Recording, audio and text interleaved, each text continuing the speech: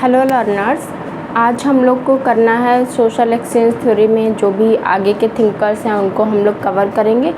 और इसके पहले हमने बहुत अच्छे से देखा कि जो भी हमारे क्लासिकल थिंकर्स थे वो सोशल एक्सचेंज थ्योरी को किस तरह से देखते हैं। तो उसके पहले थोड़ा सा हम लोग इकोनॉमिक्स के बारे में भी जाने थे कि वो लोग किस तरह से देखते हैं। तो वो लोग देखते हैं समाज में जो भी एक्सचेंज होता है उसमें हम कोई भी वस्तु खरीदते हैं, उसके बदले में जो भी उसकी कॉस्ट होती है उसको चुका देते हैं और फिर हमारा जो भी मतलब होता है वहीं पे फिनिश हो जाता है। उसके बाद हमने सोशोलॉजी में देखा कि किस तरह से जो सोशल बिहेवियर होते हैं वो एक्सचेंज होते हैं, जो हमारी एक्टिविटीज़ होती हैं वो एक्सचेंज होती हैं। तो सोशोलॉजिस्ट के अकॉर्डिंग जिस तरह से इकोनॉमिक्स में वो लोग कॉस्ट देते हैं, वैसे ही हम अपने बिहेवियर में भी एक कॉस्ट, जो भी हमारा सोसाइटी के प्रति रिस्पॉन्सिबिलिटी होती है उसको निभाकर हम अपनी कॉस्ट को अदा कर देते हैं।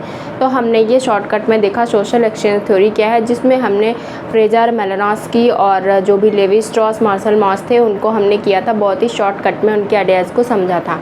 अभी हमारा जो लेक्चर रहेगा वो हमारा मॉडर्न जो भी एक्सचेंज थ्योरिस्ट हैं उन पे बेस्ड रहेगा और उसमें सबसे ज़्यादा जो पूछे जाते हैं तो वो हैं जॉर्ज कास्पर होमेंस। उनका सबसे ज़्यादा पूछा जाता है क्योंकि काफ़ी उनकी आइडियोलॉजी जो है वो बहुत ही अच्छी है। एक्सचेंज थ्योरी में उन्होंने बहुत कुछ नया रूप देने की कोशिश की। उसके बाद जो हम लोग देखेंगे तो उसमें हमारे जो नेक्स्ट आते हैं वो है पीटर ब्लाउ। उनकी भी काफ़ी आइडियोलॉजी पूछी जाती है और जो थोड़ा सा और आगे बढ़ेंगे तो माइकल हेशर का भी हम लोग पढ़ेंगे। तो उनका रैशनल चॉइस थ्योरी में है, हालांकि ज़्यादा उस पर नहीं पूछा जाता है, लेकिन आजकल जो भी एग्ज़ाम्स हो रहे हैं उसमें थोड़ा बहुत उनका भी पूछा जाता है, तो उनको भी क्विकली कवर करेंगे। तो ये इतनी चीज़ें बाकी रह गई जिनको हम क्रोनोलॉजिकल ऑर्डर में पढ़ेंगे और बहुत ही अच्छे से हमको समझ में आने वाला है।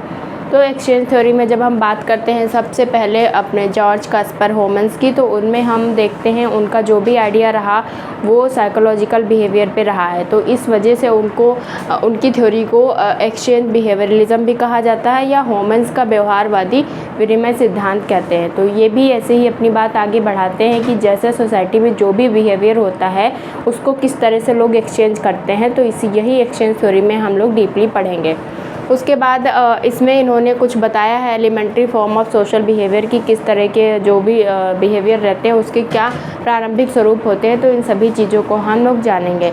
तो इसके पहले जब हम होमेंस को डिस्कस करें उसके पहले हमने शॉर्टकट में आपको बता ही दिया एक्सचेंज थ्योरी क्या होती है। तो सोसाइटी में जब हम बिहेवियर्स का एक्सचेंज करते हैं तो उसकी जब हम स्टडी करते हैं या फिर जो भी बिहेवियर करते हैं उसके पीछे सोसाइटी का कॉज रहता है। सोसाइटी की ऐसी स्ट्रक्चर्स रहती है कि वो हमें मजबूर करती है, बाध्य करती है कि किस तरह का हम बिहेवियर करें। या आप चाहते हैं कि किसी आपके साथ कोई अच्छा बिहेवियर करे तो आपको भी उसके साथ अच्छा बिहेवियर करना पड़ेगा, तभी वो आपके साथ अच्छा बिहेवियर करेगा। तो ये एक्सचेंज होता रहता है सोसाइटी में। आप जो भी जैसा जिसके साथ करोगे वैसा ही आपको मिलेगा। तो कुछ हम इसी को एक सिस्टमेटिक वे में पढ़ने वाले हैं। तो जब हम बात करते हैं होमेंस की, तो होमेंस की जो एक बुक थी ह्यूमन ग्रुप, जो कि आई थी 1950 में, और इसके अलावा इनकी और बुक थी जिसमें उन्होंने बात करी थी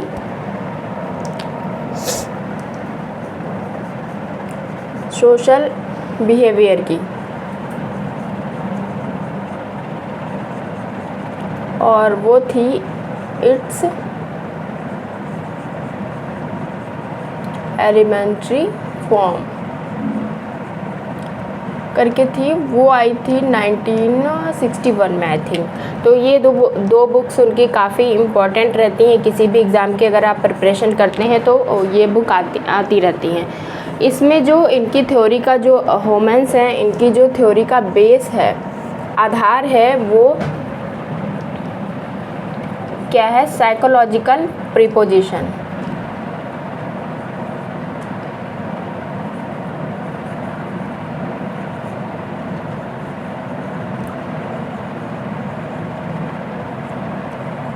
साइकोलॉजिकल प्रोपोजिशन की जो उन्होंने बात करी, इसका मतलब है मनोवैज्ञानिक प्रस्ताव। तो ये जो मनोवैज्ञानिक प्रस्ताव है, साइकोलॉजिकल प्रोपोजिशन, इसकी जो नेचर है वो है डिडक्शन है इसकी नेचर।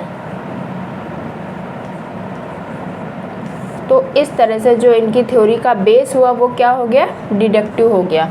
तो ये भी एग्ज़ाम में काफ़ी पूछा जाता है कि ह्यूमन्स की जो भी एक्सचेंज थ्योरी है वो किस पे बेस है। अभी आई थिंक एमपी वगैरह जो अभी लेटेस्ट एग्ज़ाम हुआ है 2025 वाला, उसमें भी ऐसा कोई क्वेश्चन पूछा गया है। तो इस तरह से ये जब हम डीपली किसी भी थ्योरी को कवर करते हैं तभी सारी चीज़ें निकल के आती हैं। और ऐसे नॉर्मली अगर हम स्टार्टिंग में ही हमने बताया था कि अगर हमें ये पता रहता है एक्सचेंज थ्योरी में क्या होता है, सिंबॉलिक इंटरेक्शनिज्म में क्या होता है, फिनोमेनोलॉजी में क्या होता है, तो उस तरह से हमें सिर्फ आइडिया पता रहता है, लेकिन जो उसका मेन जिस्ट रहता है वो नहीं पता चलता है। तो वो ये सारी ही चीज़ें होती हैं जब हम किसी चीज़ को एक अच्छे से डीपली अंडरस्टैंड करते हैं तो हमें ये सारी चीज़ें निकल के आती हैं जो एक एक नंबर में पूछी जाती रहती हैं। तो यहाँ पे आपने देखा कि जो भी इन्होंने साइकोलॉजिकल प्रोपोजिशन दिए हैं उसकी जो नेचर है वो डिडक्टिव है। तो इसमें इन्होंने ये कहा कि समाज में दो चीज़ें, जो भी बिहेवियर होता है उसके पीछे दो बातें बहुत महत्वपूर्ण होती हैं। वो दो बातें कौन सी हैं, उसमें ये कहते हैं जो भी साइकोलॉजिकल बिहेवियर होता है उसमें ये कहते हैं कि व्यक्ति जो है वो क्या करता है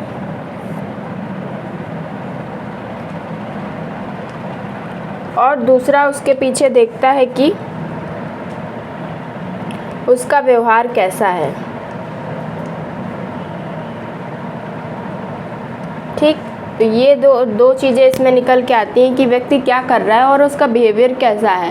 तो इसमें इन्होंने कहा कि अब हमें नहीं पता वो कैसा करता है, क्या करता है, तो हमें क्या करना चाहिए, जो भी है उसको मूर्त रूप में देखना चाहिए। तो जब हम किसी चीज़ को मूर्त रूप में देखेंगे, या इन्होंने कहा समाज में जितनी भी घटनाएं घटित हो रही हैं उनका अध्ययन हमें मूर्त रूप में करना चाहिए और गहनता से, यानी उसकी स्टडी हमें एक गहराई पूर्वक करना चाहिए। उसका एनालिसिस हमें एक जो भी विश्लेषण करना चाहिए वो गहनता के साथ करना चाहिए, क्योंकि हमें नहीं पता व्यक्ति क्या करता है, उसका बिहेवियर क्या है, उसकी आइडियोलॉजी क्या है, तो उसके पीछे जो भी छुपे हुए कॉज हैं उनको हमें जानना चाहिए।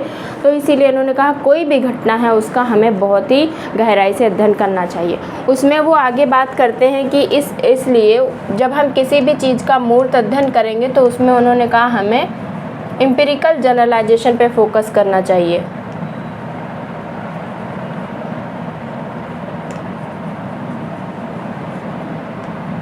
किस पे फोकस करना चाहिए, एम्पिरिकल जनरलाइजेशन पे फोकस करना चाहिए। और जब हम किसी भी घटना का एम्पिरिकल जनरलाइजेशन करेंगे तो इसमें वो इंडक्टिव की बात करते हैं। इंडक्टिव का मतलब ये है कि जब भी हम किसी भी, जैसे मान लीजिए हमने कोई भी चीज़ देखी, फिर हमारे पास कोई डेटा आया, फिर हमने उसको एनालिसिस किया कि ऐसा ऐसा है, तो हमने बता दिया कि ये है। तो ये जो हमने एम्पिरिकल जनरलाइजेशन किया, क्योंकि किसी भी घटना का हमने क्या किया, मूर्त अध्ययन किया। और कैसे किया, गहनता से अध्ययन किया। तो ये जो हमारा एम्पिरिकल जनरलाइजेशन है वो हो गया इंडक्टिव। जैसे कि आप इंडक्टिव में जानते भी हैं कि वो कैसे जाता है, पर्टिकुलर टू जर्नल जाता है, जो हमने आपको बताया भी है अपने जो रिसर्च का हमने छोटा छोटा, अभी ज़्यादा नहीं पढ़ाया था लेकिन थोड़ा ही पढ़ाया था, उसमें हमने इंडक्टिव डिडक्टिव को कवर किया है। तो वो हमारा पर्टिकुलर टू जर्नल जाता है। तो उसमें क्या हो जाता है, एक हम बॉटम से शुरू करते हैं और उसके बाद हम कहाँ जाते हैं, टॉप पे जाते हैं। तो वही इन्होंने कहा हमें मूर्त अध्ययन, किसी भी घटना का गहनता के साथ अध्ययन करना चाहिए। तो हमने जैसे अभी बताया ज़मीनी स्तर पर हमने देखा कि ऐसा हो रहा है, चलो ऐसा हुआ, तो फिर ये है, ये निकल के आया। तो हमने एक छोटी सी उससे शुरू किया, फिर जाके हमने एक जनरलाइजेशन दिया, तो ये हो गया इंडक्टिव और इसके जस्ट अपोजिट हो जाएगा डिडक्टिव। तो अभी हम यहाँ पे सिर्फ यही समझ रहे हैं कि इन्होंने एम्पिरिकल जनरलाइजेशन की क्यों बात करी। तो इन्होंने कहा कि हमें किसी भी घटना का वास्तविक अनुभवता के साथ एक जनरलाइजेशन, सामान्यीकरण देना चाहिए। और इनका जो ये ह्यूमन ग्रुप बुक थी, ये वाली बुक जो थी, उसमें जितनी भी बातें इन्होंने लिखी थी यही एम्पिरिकल जनरलाइजेशन थे। ठीक है, एम्पिरिकल जनरलाइजेशन थे। उसके बाद इन्होंने कहा जब एम्पिरिकल जनरलाइजेशन जो होता है वो कोई भी थ्योरी नहीं होती है। क्या होती है, वो थ्योरी नहीं होती है। जब हम इस एम्पिरिकल जनरलाइजेशन की क्या करते हैं, व्याख्या करते हैं, जब हम इसका एक्सप्लेनेशन करते हैं तब जाके ये बनेगी थ्योरी। कोई भी एम्पिरिकल जनरलाइजेशन, जैसे मैंने बताया कि मैंने डेटा कलेक्ट किया, उसके आधार पे क्या किया, कुछ हमने बातें बताई और कहा ऐसा ऐसा है, ये हमने जनरलाइजेशन किया, तो दिस इज़ नॉट थ्योरी, ये कोई थ्योरी नहीं है।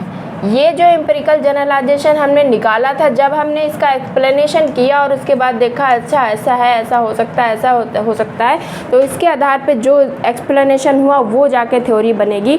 तो ह्यूमन ग्रुप में इन्होंने जो भी बात करी थी वो सारी एम्पिरिकल जनरलाइजेशन था, इंडक्टिव था। उसके बाद क्या किया, इस एम्पिरिकल जनरलाइजेशन को इन्होंने एक थ्योरी का रूप देने की कोशिश की। और आपको मैंने ऑलरेडी बताया, जब हम थ्योरी किसी भी थ्योरी को देते हैं उसके बाद, जैसे कि हमारा क्या है, जब थ्योरी तो हमारा एक ब्रॉड पर्सपेक्टिव हो गया, फिर हम जनरल से जाके एक पर्टिकुलर की तरफ जाएंगे, अपोजिट जाएंगे, तो क्या हो जाएगा, ये हमारा डिडक्टिव हो जाएगा। और इसमें इन्होंने अपने जो भी प्रोपोजिशन दिए हैं वो क्या है, सारे डिडक्टिव हैं। तो इनके थ्योरी, जो भी इनकी थ्योरी बनी उसकी नेचर क्या हो गई, डिडक्टिव हो गई। तो यहाँ तक मैंने इसलिए आपको बहुत अच्छे से समझाने की कोशिश की कि आपको समझ में आ जाए इंडक्टिव डिडक्टिव और क्या है और किस तरह से है। तो इन्होंने कहा कि जो भी, जब हम किसी भी थ्योरी का एक्सप्लेनेशन करेंगे तो वो जनरलाइजेशन का एक्सप्लेनेशन करेंगे तो वो थ्योरी बनेगी। कोई भी एम्पिरिकल जनरलाइजेशन जो होता है वो अपने आप में थ्योरी नहीं होता है। तो यहाँ तक क्लियर हो गया। उसके बाद इन्होंने जब बात करी है ह्यूमन ग्रुप की, तो वो करते हैं ह्यूमन ग्रुप में बताते हैं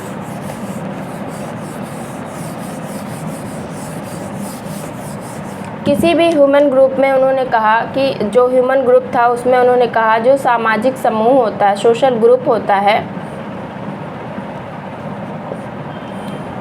किसी भी सोशल ग्रुप में वो कहते हैं 3 इम्पॉर्टेंट एलिमेंट होते हैं। ठीक है, 3 एलिमेंट होते हैं इम्पॉर्टेंट। उसमें उन्होंने कहा जो पहला होता है वो होता है एक्टिविटी, मतलब कि जो भी वो गतिविधि करेगा वो, और दूसरा होता है इंटरैक्शन, और तीसरा होता है सेंटिमेंट।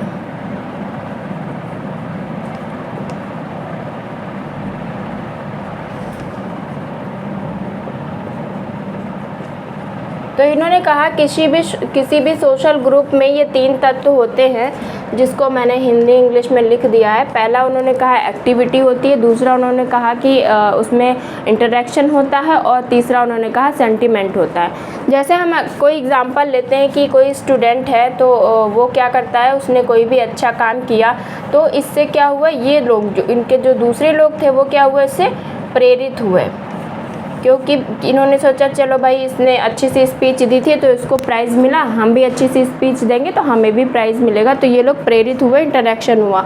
उसके बाद इनके कुछ सेंटिमेंट जो होते हैं तो वो क्या करते हैं, एक्टिविटी और अंतःक्रिया, इन दोनों को मिलाकर जो रिस्पॉन्स होता है वो होता है उनका मनोभाव। किसी भी चीज़ को लेकर वो क्या करते हैं, सोचते हैं कि ऐसा करने से ऐसा होता है, तो उसके पीछे एक उनकी आइडियोलॉजी होती है। जैसे कि हम एक एग्जाम्पल के द्वारा आपको समझाएंगे। जो ये स्टूडेंट थे वो लोग सोचते हैं कि जो भी लाइब्रेरी है वो क्या है, अपर्याप्त है, कोई ज़रूरत नहीं है वहाँ जाने की, और सोचते हैं टीचर्स जो हैं वो पर्याप्त है, वो हमें इतना अच्छा पढ़ा रहे हैं, हमें कोई ज़रूरत ही नहीं कि हम और वहाँ जाएं और पढ़ें। उसके बाद इन्होंने सोचा जो कैंपस है वो उसका जो भी वहाँ पे है वो बहुत ही ढीला ढाला है, कुछ भी कर लो कैंपस में तो कोई दिक्कत ही नहीं होती है। तो ये सारे उनके सेंटिमेंट हैं, किसी भी स्टूडेंट के ये सारे सेंटिमेंट हैं, मनोभाव हैं। और इस तरह से किसी भी सोशल ग्रुप में जब भी बात होती है तो ये तीनों ही चीज़ें बहुत ही इम्पॉर्टेंट रोल निभाती हैं अपना, एक्टिविटी, इंटरेक्शन और सेंटिमेंट। तो आपको पता होना चाहिए कि जब सोशल ग्रुप की बात करेंगे, कहीं अगर पूछ ले वुमेन्स के अकॉर्डिंग, तो एक्टिविटी होगा, इंटरेक्शन होगा और सेंटिमेंट होगा। क्लियर। इसके बाद जब वो आगे बात करते हैं तो उन्होंने बताया कि जो भी ये संबंध है इनका, वो किसी स्टूडेंट की क्या है, इंटरेक्शन है और एक्टिविटी है।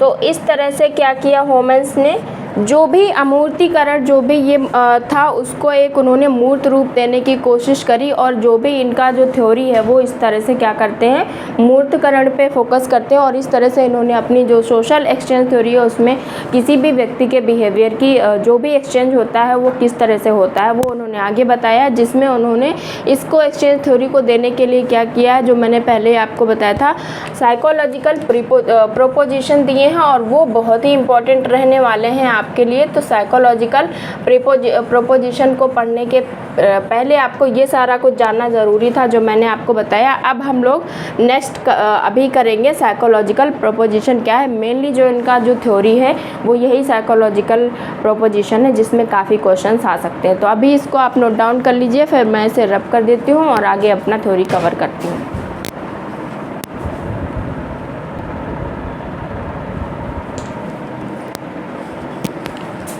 चलिए, तो इसके पहले हम लोगों ने जो अभी एक्टिविटी और जो इंटरेक्शन और सेंटीमेंट की जो बात करी, किसी भी सोशल ग्रुप में ये 3 एलिमेंट होते हैं। वो एक तरह से क्या था, एक अमूर्तीकरण है, और यही तीनों जो हैं वो एलिमेंट्री फॉर्म ऑफ बिहेवियर है, जो यहाँ पे मैंने मेंशन किया, elementary forms of social behaviour. तो ये तीनों elementary form of social behaviour हो गए कि कोई भी सोशल बिहेवियर होता है तो उसमें ये 3 चीज़ें होती हैं, और इसी को लेकर कोई भी बिहेवियर करता है। तो ये जो एक्टिविटी और इंटरेक्शन और सेंटीमेंट था, इसको लेकर जो भी इंडक्टिव जनरलाइजेशन जो भी स्टार्ट हुआ, उसके आधार पर उन्होंने क्या किया, फिर एक्सचेंज थ्योरी जो थी उसमें उन्होंने कुछ साइकोलॉजिकल प्रीपोजिशन बताए, और वही उनकी थ्योरी का मेन बेस बना। तो हम डिस्कस कर लेते हैं इन साइकोलॉजिकल प्रोपोजिशन को। साइकोलॉजिकल प्रोपोजिशन इनके थ्योरी में बहुत ही इंपॉर्टेंट रोल निभाता है। ये भी पूछ सकता है कि कौन कौन से साइकोलॉजिकल प्रोपोजिशन या मनोवैज्ञानिक प्रस्ताव हैं, ये भी पूछ सकता है, और मेन जो थ्योरी इनकी है वो इन्हीं पे बेस्ड है। तो चलिए इनको कर लेते हैं।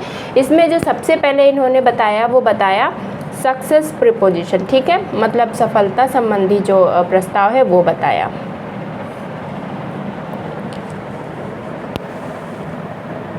उसके बाद जो इनका रहेगा, जस्ट अ मिनट, स्टिमुलस हो जाएगा, मतलब उद्दीपन। उसके बाद जो दूसरा प्रपोजिशन है वो है वैल्यू, यानी मूल्य संबंधी प्रस्ताव। तीसरा जो है वो रहेगा डेप्रिवेशन,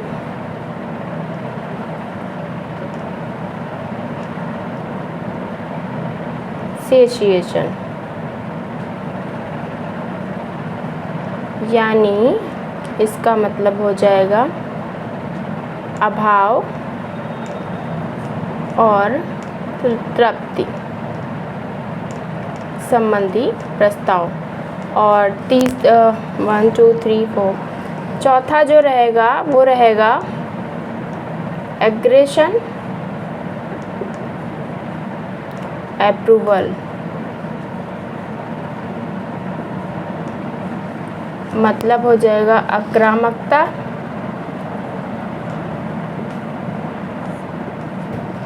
और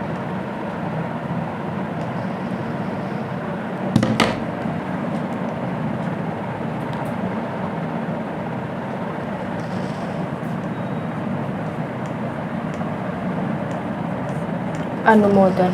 और लास्ट में एक और बचेगा, वो हो जाएगा आपका रैशनैलिटी,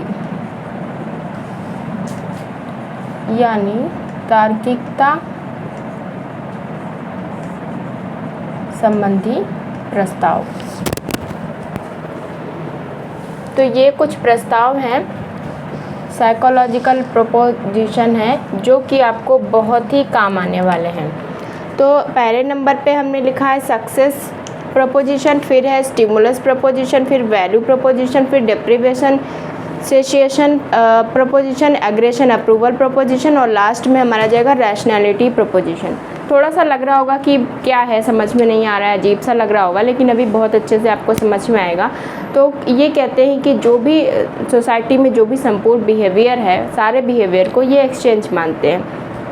और वो क्यों होता है वो इन्होंने बताया कि कुछ साइकोलॉजिकल प्रपोजिशन है, उसकी वजह से ये होता है। तो सबसे पहले नंबर पे इन्होंने लिखा सफलता प्रपोजिशन। इसका मतलब क्या है? सक्सेस प्रपोजिशन है। जैसे मान लीजिए आपने कोई एक काम किया और आपको एक बार उससे क्या हुई, सफलता मिली, तो आप सोचेंगे कि चलो हमें इस काम से इतनी सफलता मिली, आगे हम उस काम को और कंटिन्यू करते हैं। तो जब एक बार किसी चीज़ को लेकर कोई भी आप एक्टिविटी करते हैं, जो एक्टिविटी हमने पहले बताया था किसी भी सोशल ग्रुप में 3 तत्व होते हैं, तो उसमें जब आपने कोई एक्टिविटी करी और उसमें आपको बेनिफिट हुआ तो आप वो बार बार करते हैं। एग्जाम्पल हम यहाँ पे बताएं, मान लीजिए आपने कोई शॉर्ट्स डाला यूट्यूब पे और फिर आपने देखा कि क्या हुआ, वो थोड़ा सा अच्छा उसमें मतलब पहली बार में आपका क्या हुआ, 1K उसमें व्यूज़ हो गए। तो आपने सोचा कि वाओ, इसमें तो मतलब मैंने कुछ किया भी नहीं था और इतनी आसानी से इसमें इतने सारे लोगों ने देख लिया, चलो मतलब उसको क्या मिली, सक्सेस मिली। पहली बार में उसने किया तो सक्सेस मिली, तो उसने सोचा कि चलो अच्छा है, हम इसको कंटिन्यू करते। तो पहली जो सबसे ज़्यादा प्रपोजिशन रहती है उसमें सफलता,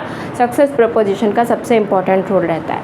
नेक्स्ट हम आते हैं अपने स्टिमुलस या उद्दीपन प्रपोजिशन की तरफ। तो वो कहते हैं कि कोई भी अगर मान लीजिए पास्ट में आपने काम किया, जैसे कि ये शॉर्ट डाला, तो ये आपने पास्ट में डाला था, तो आपने देखा इसमें आपको सफलता मिली, सक्सेस मिली, तो इसमें ये संभावना रहती है कि अब नेक्स्ट टाइम आप फिर से शॉर्ट्स डालेंगे और अब ये कोशिश करेंगे कि थोड़ा सा और उसमें बेनिफिट मिले।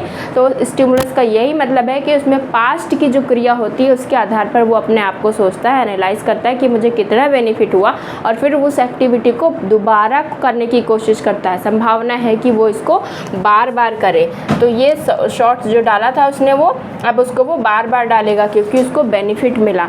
तो समझ में आया? बहुत ही अच्छे से आपको समझ में आ रहा होगा। उसके बाद फिर जो थर्ड नंबर पे है वो है मूल्य संबंधी प्रस्ताव, यानी वैल्यू जो प्रपोजिशन है उसमें वो देखते हैं, वो कहते हैं कि जब इसमें बार बार उसको डालने से फ़ायदा हो रहा है तो वो अब सोचने लगता है कि अब वो उसमें अपना दिमाग लगाता है और सोचता है कि कितना लाभ हमको मिला, कितना मूल्य हमको मिल रहा है इससे।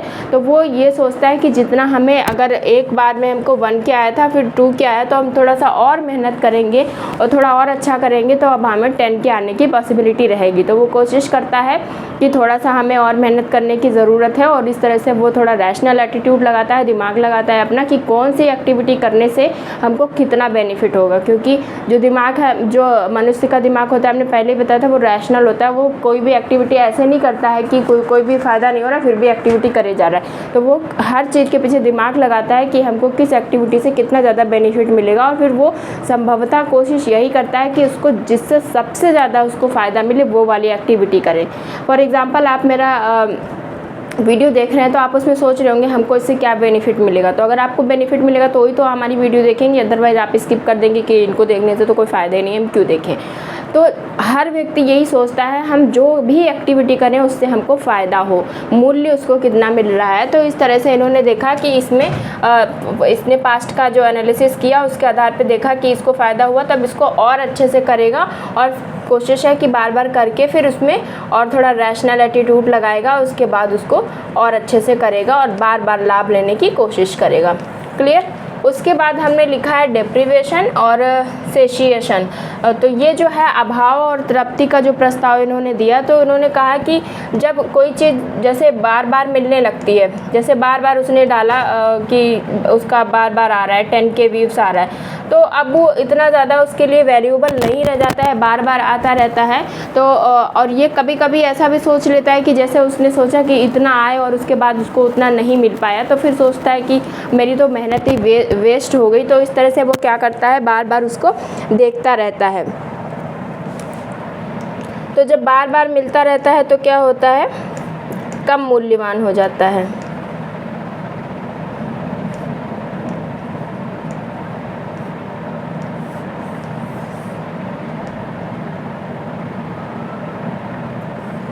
जैसे मैं आपको दूसरे एग्जांपल से भी समझा दूं, मान लीजिए आपको किसी ने आपको बर्थडे पे आपने किसी को बुलाया, उसने आपको एक बार पेन दिया और फिर आपने उसको बर्थडे पे बुलाया, फिर उसने पेन दिया, फिर बुलाया, फिर उसने पेन दिया, तो पहली बार जो पेन दिया था वो ज़्यादा आपके लिए मूल्यवान था। फिर आपको समझ में आ गया ये तो पेन ही देगा, तो फिर वो आपके लिए इतना मूल्यवान नहीं रह जाता है, क्योंकि बार बार जब एक्टिविटी होती रहती है, जैसे मैंने आपको बताया पहली बार में जब आपको 10K व्यूज़ मिले थे तो आप बहुत ज़्यादा खुश हुए। हर दिन आप डालते हैं शॉर्ट और हर दिन आपको 10K मिल रहे, तो आपके लिए वो इतना ज़्यादा मूल्यवान नहीं रह जाता है, क्योंकि आपके लिए वो एक नॉर्मल चीज़ हो जाती है, तो वो इतना ज़्यादा वैल्यूएबल नहीं रह जाता है। तो यही डेप्रिवेशन और सेशिएशन का जो प्रपोजिशन है उसमें ये यही बताते हैं। उसके बाद है एग्रेशन और अप्रूवल, जो प्रपोजिशन है वो भी काफ़ी इंपॉर्टेंट है। उन्होंने कहा कि कई बार ऐसा होता है ना कि जैसे हमने सोचा कि हमको ये चीज़ मिलनी चाहिए, अब क्योंकि उसको आदत हो चुकी है हमको इतना मिलना चाहिए, और जब वो उतना नहीं मिल पाता है तो आक्रामक होकर वो क्या करता है, उन चीज़ों को लेने की कोशिश करता है।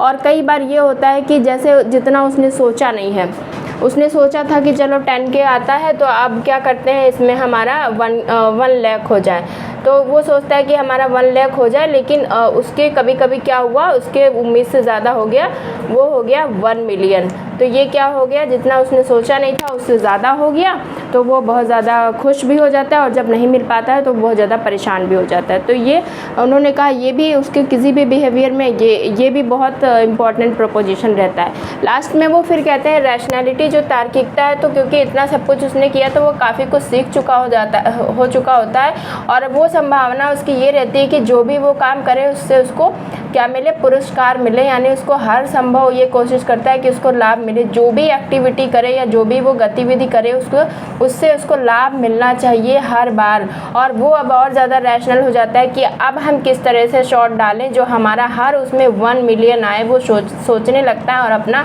जो भी उसका तार्किक दिमाग होता है वो लगाने लगता है कि किस तरह से हमको हर शॉट पे 1 मिलियन मिले और इससे अब कम हमारे व्यूज़ ना रहें। तो इस तरह से वो देखता है, रैशनैलिटी थोड़ा दिमाग लगा के अपना काम करता है, थोड़ी सी और मेहनत करता है और अच्छा कंटेंट लाता है, जिससे उसके सब्सक्राइबर भी बढ़ते रहें और उसकी मेहनत जो है सफल होती रहे। तो इस तरह से वो रिवार्ड की कोशिश करता है।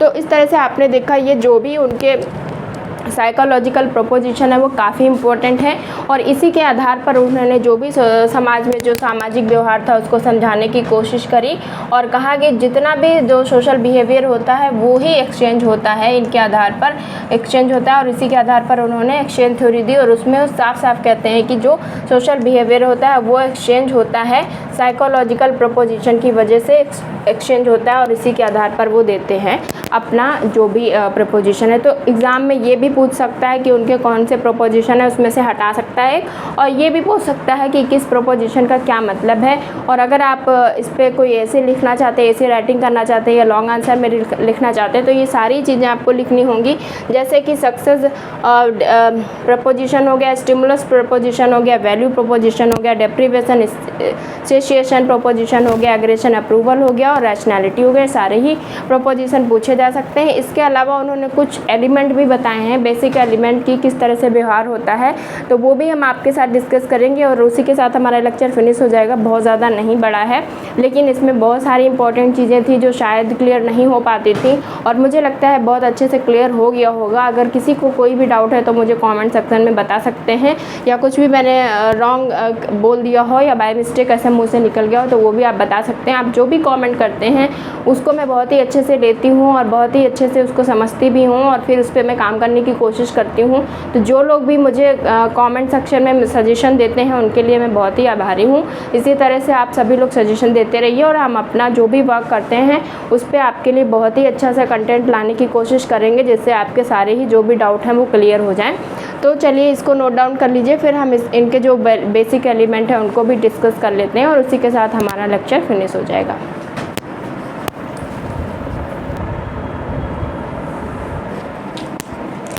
इसमें एक चीज़ इम्पॉर्टेंट है जो मैं आपके साथ शेयर कर दूं, उसके बाद मैं आगे बढ़ती हूँ। जैसे कि मैंने आपको यहाँ पे बताया कि ये जो भी बिहेवियर होता है उसमें क्या होता है, ये इसके पहले जो मैंने एक्टिविटी की बात करी थी, तो जितनी भी एक्टिविटी होती हैं, सोशल एक्टिविटी होती हैं, वो उसका जो बिहेवियर होता है वो एक्सचेंज करते हैं। और एक्सचेंज क्यों करते हैं? क्योंकि वो सोचते हैं इससे हमें लाभ होगा। तो जितना भी एक्सचेंज करते हैं वो इस लाभ की वजह से करते हैं, और इसकी ऑलरेडी हम लोग सोशल बिहेवियर में एक्सचेंज थ्योरी में करते हैं। तो ये मानते हैं कि जितना भी सामाजिक व्यवहार है वो उसका एक्सचेंज हम लोग करते हैं अपने लाभ से प्रेरित होकर। तो ये चीज़ इम्पॉर्टेंट है। दूसरा, मैं इसमें ये जितने भी आपके प्रपोजिशन हैं उनको लर्न कर लीजिएगा और नोट डाउन कर लीजिएगा, क्योंकि ये कैसे भी पूछ सकता है। अभी तक वैसे पूछा नहीं गया है सीक्वेंस में, लेकिन पूछ सकता है। जैसे अभी क्वेश्चन सेंसरी मोटर वाला वो पूछा गया था, उसमें सीक्वेंस लगाने को पूछा था। तो इसकी मैं आपको ट्रिक बता दूं, जैसे कि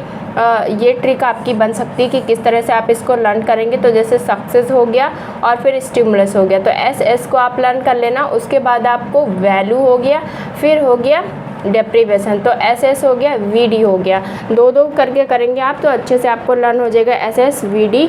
और उसके बाद हो गया, अब यहाँ पे आप चाहें तो वी के साथ डैश, डी के साथ डैश लगा के आप एस भी कर सकते हैं, और चाहे तो आप केवल डी कर सकते हैं। उसके बाद आपको लर्न करना है ए और ए।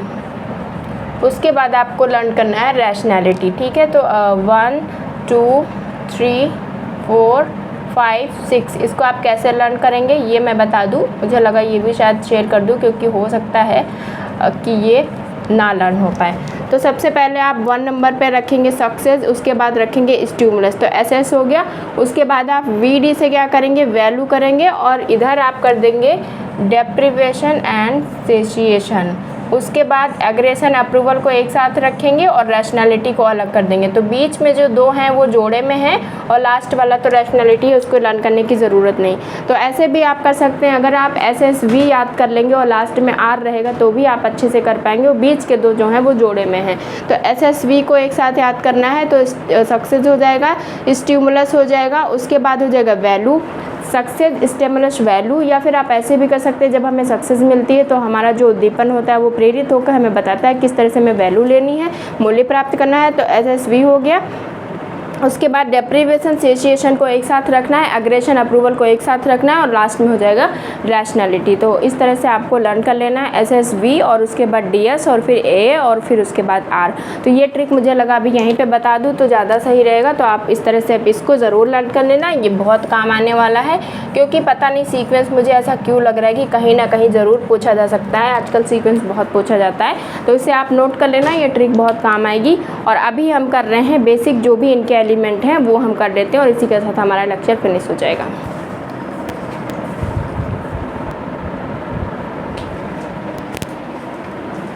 चलिए हम लोग लास्ट कर लेते हैं। ये हमारा है basic concept of humans theory.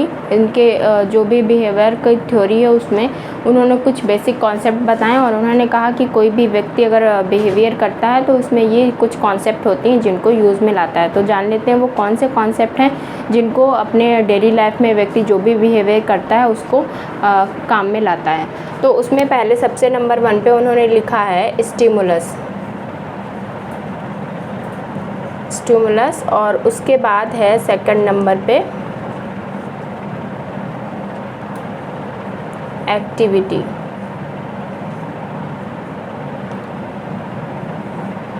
या एक्शन,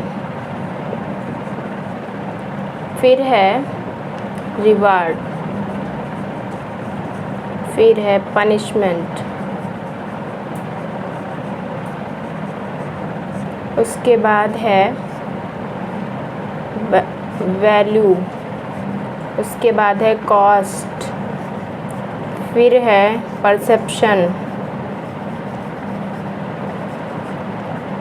फिर है एक्सपेक्टेशन,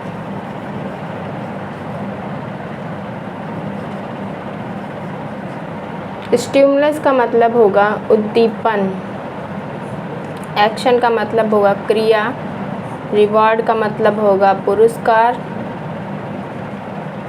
पनिशमेंट का मतलब होगा दंड, वैल्यू का मतलब होगा मूल्य, कॉस्ट का मतलब होगा लागत, परसेप्शन का मतलब होगा आनुभविक या प्रत्यक्ष बोध,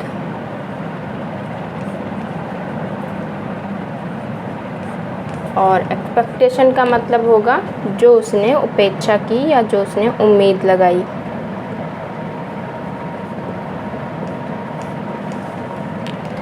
तो ये इस तरह से 8 कॉन्सेप्ट हैं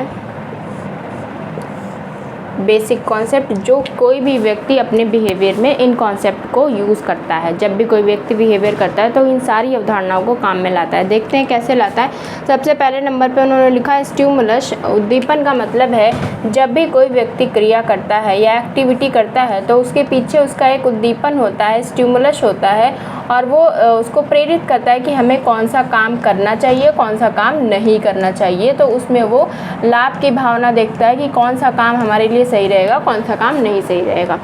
उसके बाद है एक्शन। जब कोई भी ये हमारे पास स्टिमुलस होगा जो हमको प्रेरित करेगा तो इसको हम ध्यान में रखकर ही एक्शन करते हैं, क्योंकि ये हमें बताता है ये काम करो, ये काम नहीं करो। तो जो भी एक्शन होता है उसके पीछे एक क्या होता है, स्टिमुलस होता है, यानी एक उद्दीपन होता है, उसको ध्यान में रखकर वो किया जाता है। और जब उसका काम सही हो जाता है तो उसको अच्छे काम के लिए रिवार्ड मिलता है, यानी पुरस्कार मिलता है, उसको लाभ मिलता है। तो फिर वो इस क्रिया को बार बार करता है या उस बिहेवियर को बार बार करता है। और जब उसको दंड मिलता है तो ये जो पुरस्कार मिलना था उसमें क्या होता है, बाधा डाल देता है, वो उसको नहीं मिल पाता है और इससे उसको फिर लॉस हो जाता है। उसके बाद आता है वैल्यू। तो वैल्यू को मैंने बहुत अच्छे से समझाया कि जो भी कोई भी व्यक्ति एक्टिविटी करता है तो उसके पीछे वो देखता है कि इसका क्या मूल्य है। मतलब अगर हम कोई भी काम करेंगे तो उसमें हमारा कितना खर्चा आएगा, हमको उससे कितना लाभ मिलेगा, ये सारी चीज़ें वो एक तार्किक दिमाग से सोचता है, रैशनैलिटी लाता है अपने माइंड में। उसके बाद वो वही क्रिया करता है जिससे उसको ज़्यादा से ज़्यादा बेनिफिट होने वाला होता है। तो मूल्य का बहुत बड़ा इसमें रोल रहता है। उसके बाद अगर हम बात करें कॉस्ट की, तो वो कोई भी हो सकता है, चाहे मटेरियल हो, नॉन मटेरियल हो, या फिर कैसी भी वस्तु हो, आपको किसी ना किसी फॉर्म में जो भी उसकी लागत होगी वो चुकानी पड़ेगी। जैसे सामाजिक मूल्य हैं, जो परंपराएं हैं, नियम हैं, उनको अगर आप नहीं मानेंगे तो समाज आपको दंड देगा। तो उन सारी चीज़ों को आपको क्या करना होता है, चुकाना होता है। वो कैसी भी कॉस्ट होगी आपको अदा करनी पड़ेगी। जैसे हमने आपको बताया था, आपको अगर चीनी लेनी है तो चीनी का जो भी रेट होगा वो आपको देना पड़ेगा। तो वो ये भी सोचता है कि जो भी हम एक्टिविटी करेंगे उसमें जितना हमको बेनिफिट मिल रहा है उसके अपेक्षा इसमें कितनी लागत लग रही है, हमारा कितना खर्च होगा, उसके बाद हमको कितना मिलेगा। जैसे आप कहीं पढ़ाने जाने को सोचते हैं तो आप सोचते हैं अगर हमको इतना पैसा मिल रहा है तो क्या उसमें मेरा आने जाने का किराया निकलेगा या फिर सारा मेरा ऐसे ही चला जाएगा, मेरे खुद से पास से भी लगेगा। तो ये सारी चीज़ें वो सोचता है कि जो भी हम एक्टिविटी करेंगे उसमें हमारा खर्चा निकाल के फिर हमें कितना बेनिफिट मिलेगा। तो ये हो गया कॉस्ट।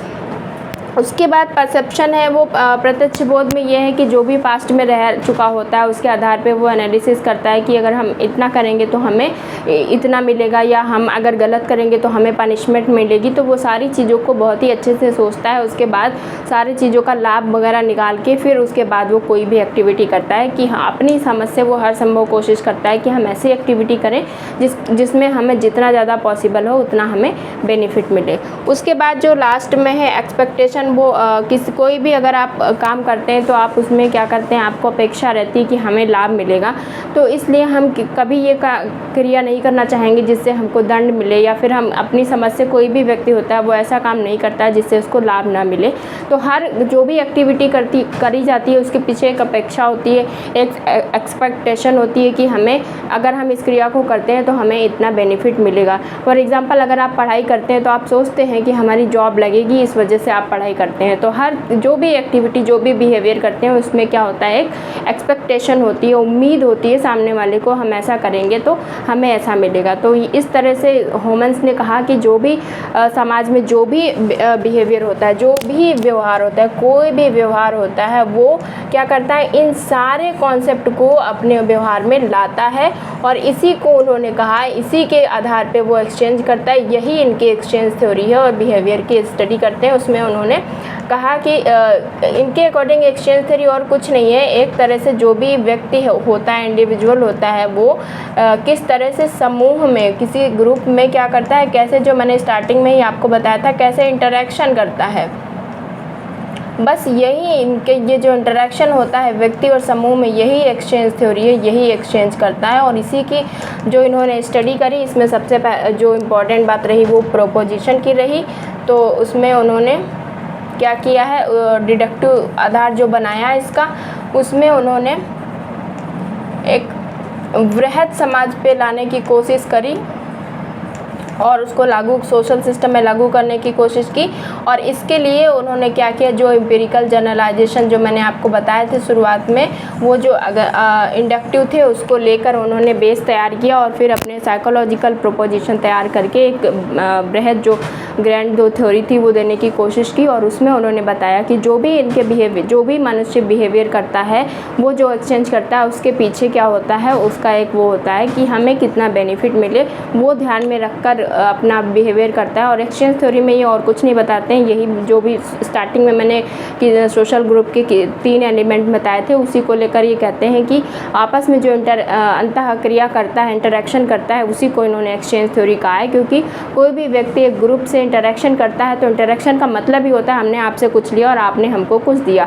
तो उसमें उन्होंने साइकोलॉजिकल प्रोपोजिशन की बात करी, जिसमें हमने आपको सारे इंपॉर्टेंट साइकोलॉजिकल जो भी प्रोपोजिशन उनके थे वो बताए।